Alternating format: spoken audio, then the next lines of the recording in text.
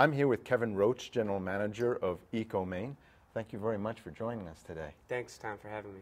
Now, Ecomaine was Regional Waste Systems. It's now, since 2006, under a new name. But some people may not understand what it is, so why don't we get started by you describing what Ecomaine is? Sure. Formerly Regional Waste Systems. In 2006, the Board of Directors decided to change the name because our contracts were expiring with all of our member communities.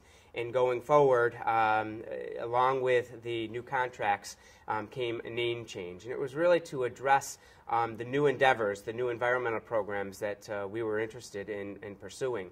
And so they decided to change the name to Ecomaine. Ecomaine is a not-for-profit quasi-municipal organization.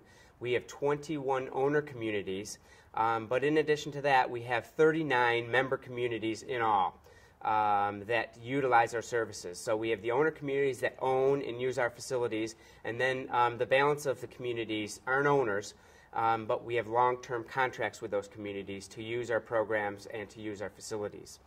Ecomaine has 3 facilities. We have a waste-to-energy facility that processes the waste and makes electricity out of the waste. We have a recycling plant, and we also have a landfill. And that's one of the unique aspects of Ecomaine here in Portland, is that we basically manage our entire waste stream here locally.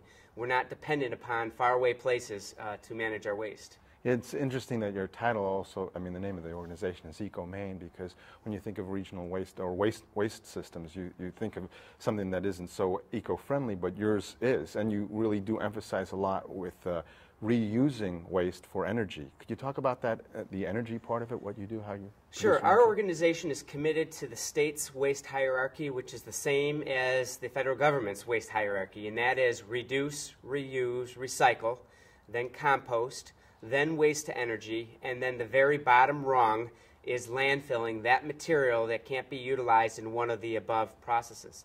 And so we are committed to make sure we're reducing waste first, reusing as much as possible, and then recycling. And so anything that can be taken out of the waste stream and recycled, we are committed to doing that first and foremost. Composting, we have a ways to go. I think communities are doing a pretty good job with yard waste composting, but food waste is a huge portion of the waste stream that's still uncaptured. And I see there's just huge opportunity in that in the years to come. But those materials that can't be recycled, reused, or reduced, or composted, then the next rung is making electricity or energy out of the waste. And our largest facility is the waste-to-energy plant.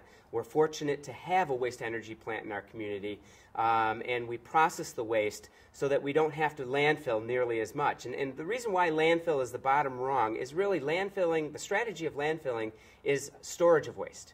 You're storing waste in a big hole, and it's secured because we have a liner system that secures the waste, but really you're just storing the waste for a future date. And we want to minimize that strategy as much as possible because we don't want to leave our children and our grandchildren with the problem. And so that's why with waste to energy, we're getting a 90% reduction in the waste mass, minimizing the amount that actually has to be stored in a landfill.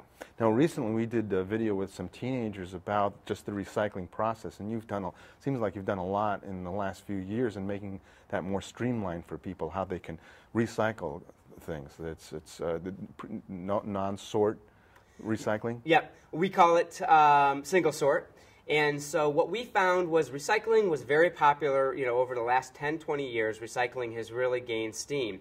However, over the last, 5 or 6 years, we noticed that it had plateaued. And we went out, and there's been a lot of research as to why people don't recycle. And one of the reasons is because it's cumbersome. You have to store materials, and if you're requiring somebody to make 3, 4, 5, or 10 different sorts, that means they have to have 10 different containers in their household.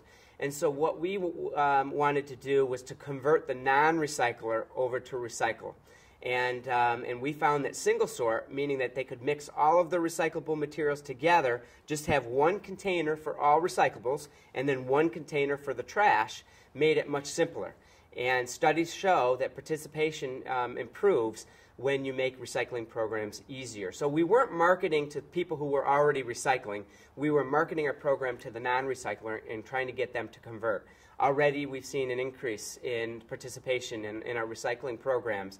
We then do the sorting and the separating in our facility under one roof and sort the material into a clean product that we process for the market. It sounds like you've got a lot going on in Ecomaine. If people wanted to know more about it, is there a website or a phone number they could call for more information? There is a website.